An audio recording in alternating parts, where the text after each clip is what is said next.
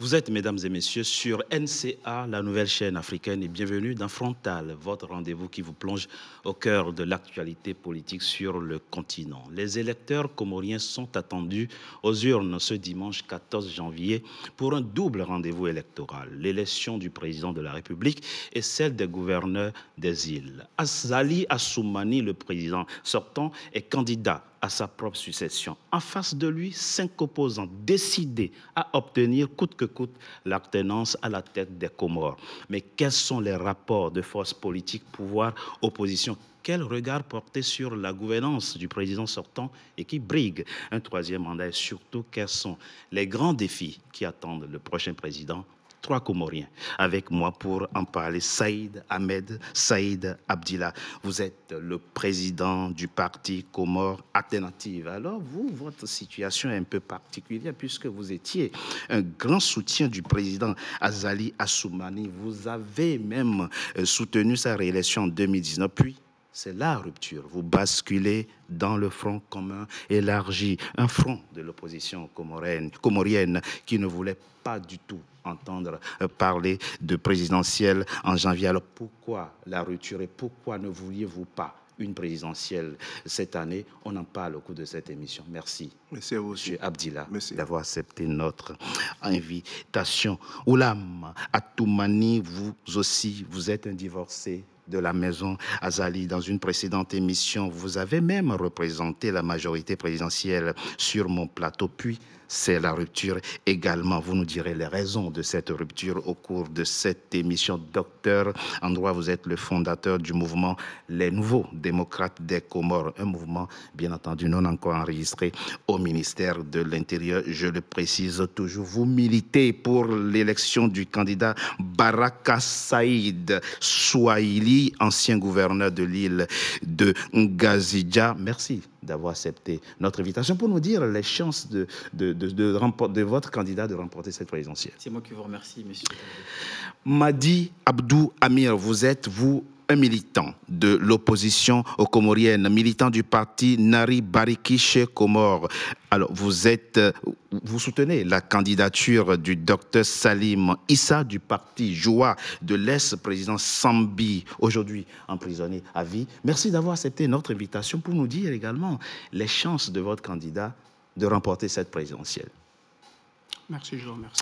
Alors, je précise d'emblée que le représentant de la majorité présidentielle censé représenter donc le pouvoir dans cette émission n'a pu être disponible sur Paris. Les cadres du parti sont à Moroni pour la campagne présidentielle. Les efforts entrepris pour pouvoir avoir l'un d'eux en visio depuis Moroni n'ont malheureusement pas pu prospérer, quelque chose que je regrette. Nous allons donc devoir faire cette émission sans un représentant du pouvoir. Ce n'est que partie remise, bien entendu. Ils sont toujours les bienvenus dans cette émission.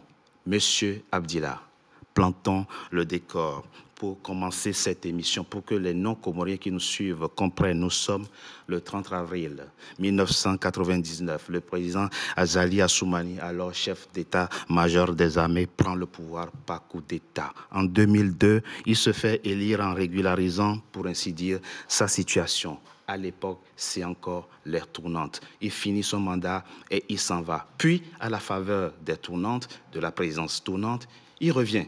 Il revient en 2016. Il trouve que la présidence tournante est quelque chose de politiquement lourd, de politiquement compliqué, d'institutionnellement complexe et sur le plan financier coûteux. Il entreprend un dialogue national pour changer la constitution de votre pays, dialogue que vous, opposants, vous avez boycotté. Un référendum est organisé. Le peuple comorien, officiellement, a dit oui à ce référendum. La présidence tournante est supprimée. Azali Assoumani se fait réélire en 2019. Puis vient 2024, c'est la fin de son mandat. On organise une nouvelle présidentielle et vous dites, pas question, vous ne voulez pas entendre parler de présidentielle. Pourquoi ? Merci beaucoup, Monsieur Richard.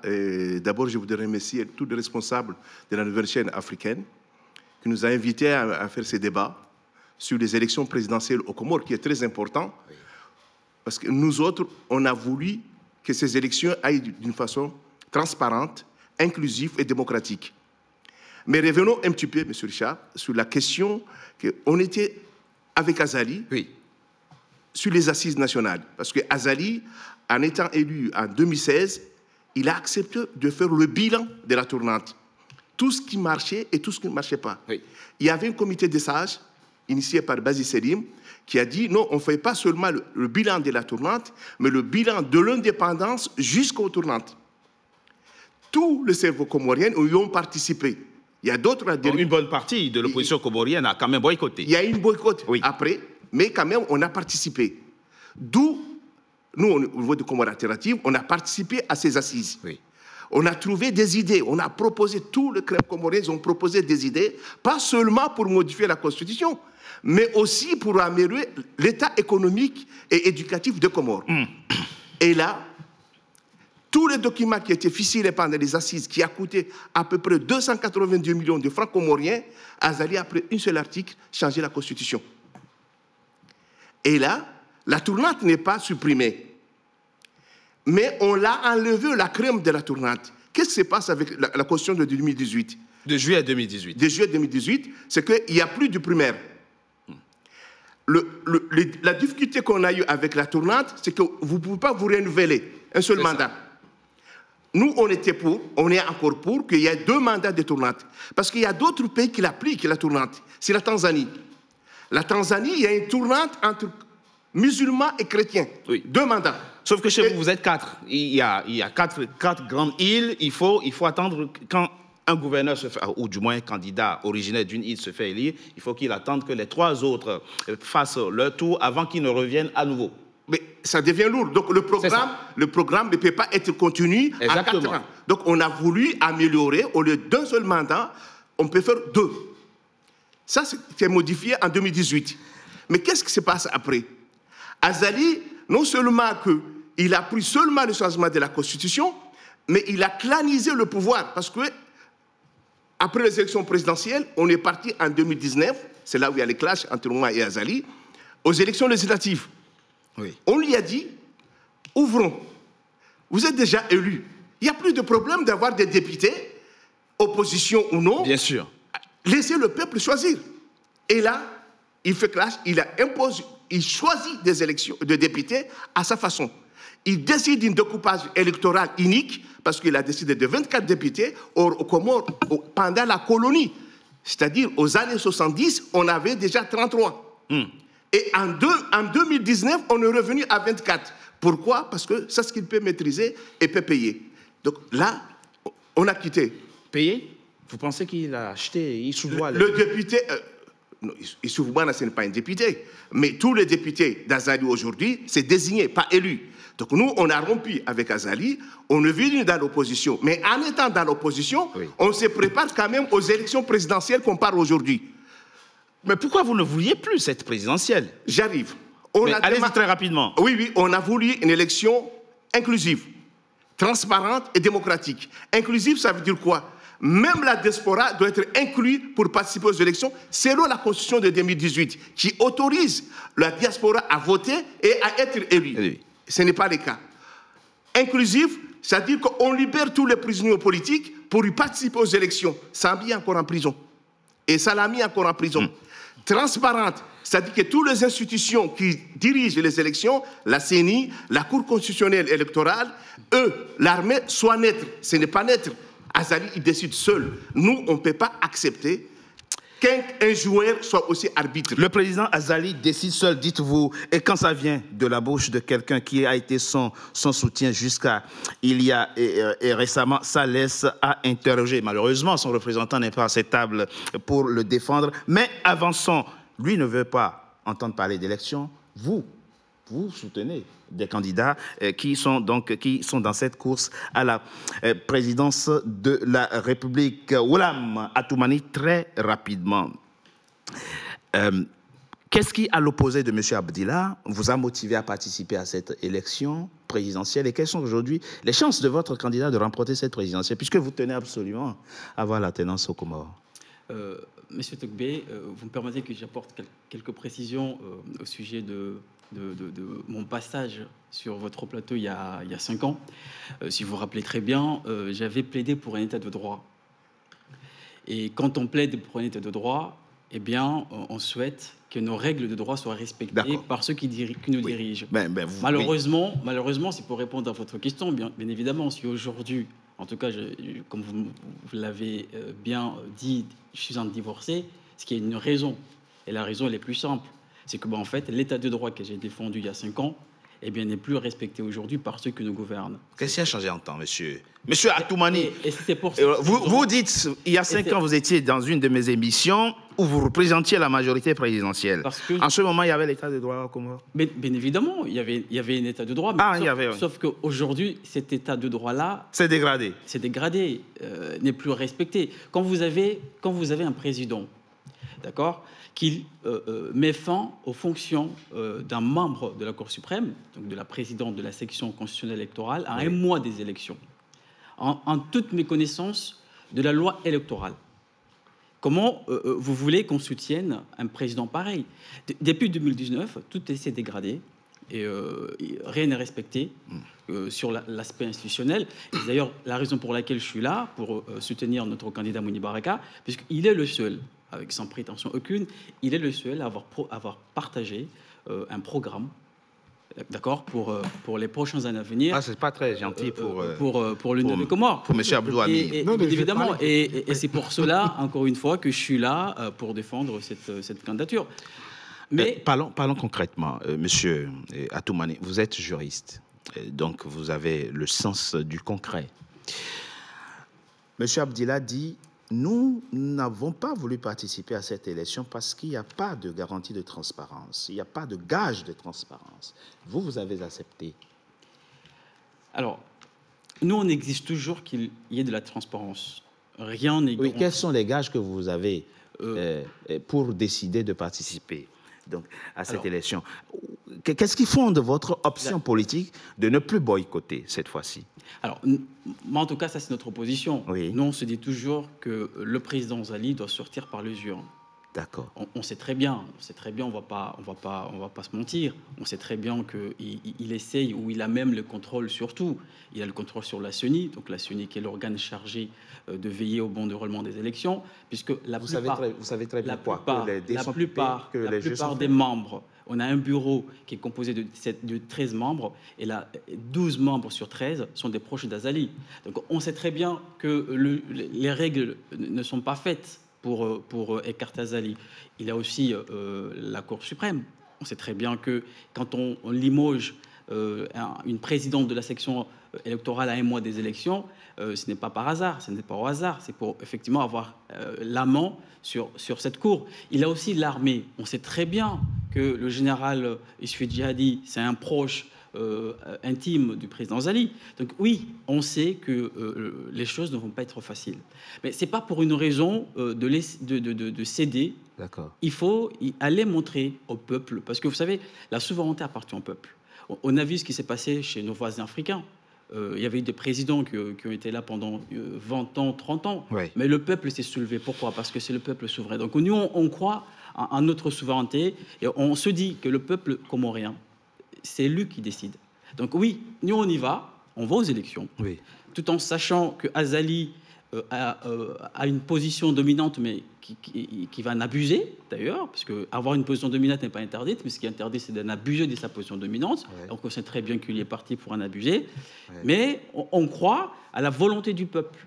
On se dit, il va y avoir effectivement un après 14 janvier, si Azali essaye ou tente en tout cas de voler, parce que comme je le dis toujours, parce que Azali est minoritaire, on le sait très bien. Comment vous le savez? Parce qu'on sait que comment vous pouvez expliquer, comment vous pouvez expliquer, oui, vous pouvez comprendre, oui, qu'à 3 semaines des élections, il est pourchassé dans nos villes. Pas dans vos villes, dans certaines villes. Dans certaines villes, mais oui, dans certaines grandes villes, toutes les villes, de localités. Oui. Dans certaines il a été hué dans certaines localités de votre... Pourchassé, oui. Il n'est pas lui et son entourage ne sont pas les bienvenus. dans pas mal de nos localités. Oui. Comment on peut dire que ce président... Pour vous, c'est un baromètre suffisant pour conclure qu'il est minoritaire? Il est largement minoritaire. Il est minoritaire. Il est largement minoritaire. On reviendra en détail sur la question de la transparence du scrutin. Madi Abdou Amir. Alors, je l'ai dit, vous soutenez le docteur Salim Issa, qui est donc du parti du président Sambi, qui est aujourd'hui emprisonné et à vie. Sa fille se bat pour que son père soit libéré. Mais ça, c'est un autre débat. On en parlera dans la deuxième partie de notre émission quand on évoquera la question de la gouvernance du président Azali Assoumani. Vous avez décidé de participer à cette élection. Oui. Pourquoi? J'ai donc... bonjour, tout d'abord, je tiens à remercier cette chaîne africaine qui nous a donné cet honneur de nous inviter à venir là, nous exprimer librement. Je pense que cela, ça fait partie de la démocratie. Et pour moi, c'est un honneur et je vous remercie infiniment. Moi... En tant que citoyen comorien, j'ai décidé de participer à ces élections-là parce que... de soutenir un candidat. Oui, de soutenir un candidat. De participer en tant qu'électeur, vous voulez dire. Voilà, okay, de soutenir la candidate. D'abord, je vais essayer de m'exprimer pourquoi j'ai décidé d'aller aux élections avant de venir m'exprimer sur la candidature de Dr Salim. Si vous me le permettez. Allez-y très rapidement, oui. Bon, moi, en tant que citoyen comorien, j'ai donc décidé d'aller aux élections présidentielles 2024, tout simplement parce que je me suis dit que, en tant que citoyen qui réclame la démocratie, n'est pas participer à ces élections-là, c'est favoriser largement le putschiste, dont je ne peux pas le dire, qu'il est président, c'est un putschiste, parce qu'il n'a pas les qualités d'un président.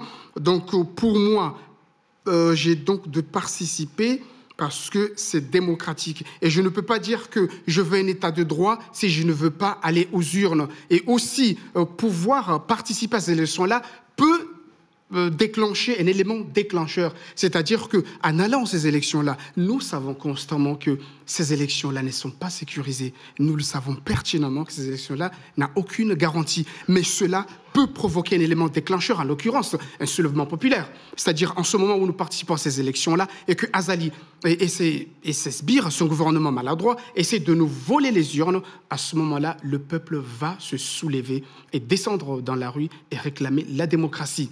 C'est-à-dire que là, pour le moment, on ne peut pas aller dire que Azali sort. Non, il faut qu'on aille aux élections d'abord et provoquer un élément déclencheur. À ce moment-là, Azali partira.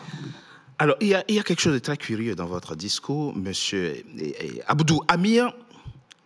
C'est-à-dire, vous êtes en train d'expliquer que tant que le candidat Azali Assoumani remporte cette élection, c'est qu'il y a eu fraude.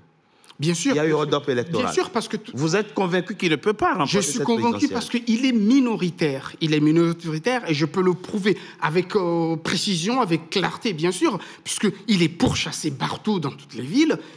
D'ailleurs, je vais vous donner juste un petit exemple. Le moment où il participe à ces réunions, il ramène les mêmes personnes. Il ramène, par exemple, la ville de Fomboni. Et ces mêmes personnes-là, il va les ramener, par exemple, à Moroni. C'est-à-dire que les... Il fait déplacer les mêmes sympathisants d'un endroit à un autre. Mais bien évidemment. Encore une fois, son représentant n'est pas acceptable. Soit disant que si vous ne participez pas aux réunions, vous ne serez pas payé, vous serez limogé. C'est-à-dire... Eux-mêmes, ils ont de la pression, ils sont obligés d'y aller. Mais honnêtement, très franchement, le président Azali, il est minoritaire. Ça, tout le monde le sait. Très rapidement, monsieur Abdillah. Vous avez été avec lui.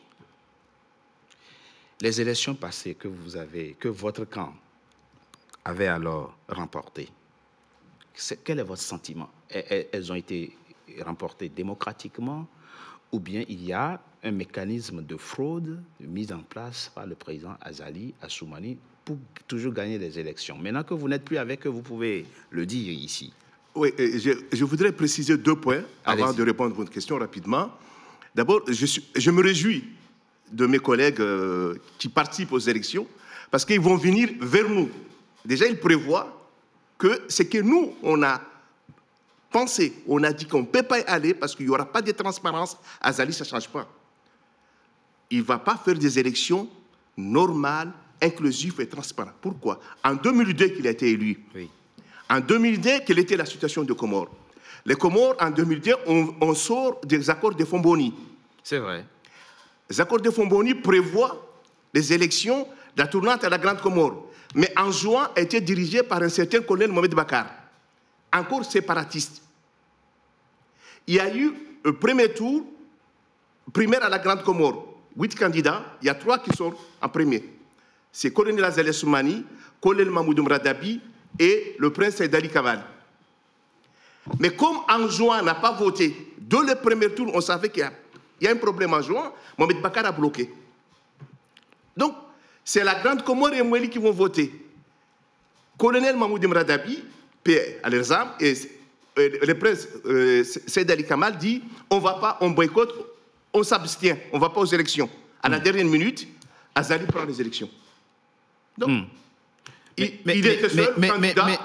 Excusez-moi, M. Togbé. Oui, allez-y, très rapidement. Le résultat, c'est à 100%. Et qui n'était pas validé par aucune institution comorienne, mais ce sont les observateurs internationaux qui ont dit Azali était élu. C'était en 2002. Ni la Cour suprême, ni l'armée. C'est les observateurs internationaux qui ont dit Azali a eu des élections à 100%. Pas 80%. Vous voulez dire quoi? Qu'il a corrompu l'observateur international, c'est pour ça que nous, on dit, pour qu'une élection soit transparente, oui, il faut que l'armée soit neutre, comme en 2006. Ça y est, en 2006, où Sambi était élu, Azali, son candidat, n'a pas réussi. Pourquoi? L'armée qui était interposée aux Comores, a gardé une élection transparente. Donc ça, c'était en 2002. En 2016, Azali a été presque éliminé dans le premier tour. Mais la manigance et la main invisible de la France-Afrique a fait monter Azali à 3e position. Vous êtes en train de nous expliquer que même l'élection de 2016, il n'avait pas remporté. Vous étiez encore avec lui. Il n'avait pas rapporté. Comment avait-il fraudé, avait-il triché? La campagne électorale était organisée comme si Azali, dès le premier tour, il était éliminé. On l'a remonté en 3e position. On dit, et lui, il appelle les autres, malin qu'il est, il a dit à Fahami, qui était arrivé en tête, mais qu'on l'a mis en 4e position, on va recompter ce qu'on appelle les mouvements narawazé. On va recompter les voix. Il y a eu une manifestation, il y a eu un trucage, tout ça. Et lui, il sait qu'est-ce qui se passe. Et quand c'est lui qui a initié le mouvement narawazé pour contester les résultats, et c'est lui qui a gagné. Pourquoi? En 2016. Quand vous dites lui, vous parlez de qui? Azali. D'accord. Il a gagné en 2016. En 2016. Hein. De façon transparente. Non. Je veux dire, on l'a remonté en 2016. Quand vous dites qui l'a remonté? Les organes en charge de l'élection. Des élections. Comment on remonte un candidat chez vous? Le système, c'est comment? C'est-à-dire le premier tour, ça se déroule dans une île, et on prend les 3 premiers. Oui. Et en principe, les 3 premiers, c'était qui? C'était Fahami, c'était Mahmoud Aliswali et Mouni Baraka. En principe? En principe, ça c'était la liste du bureau de vote. Si vous regardez les résultats, vous décomptez, Moroni représente 15% des élections de Comore, surtout de la Grande Comore. D'accord. Et qu'est-ce qui s'est passé? Excuse-moi une seconde. Fahami, Moroni, dans tous les bureaux de vote, il était en tête. Et Azali, il était 5e, 6e.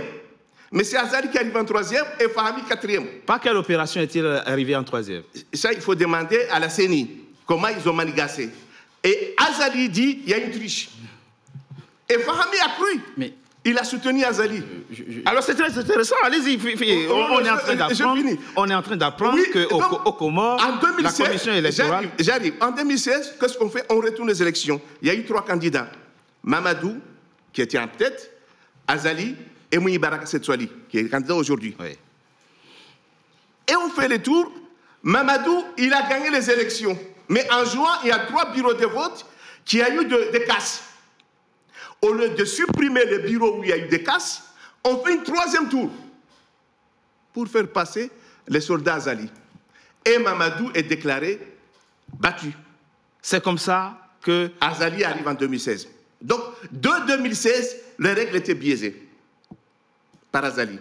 Parce que Azali, il faut le dire, il a quand même des mains invisibles qui les propulsent et qui les protègent. C'est très intéressant ce que vous dites. Je propose qu'on marque une courte pause. On se retrouve dans quelques instants pour la suite de notre émission. À tout de suite. Merci.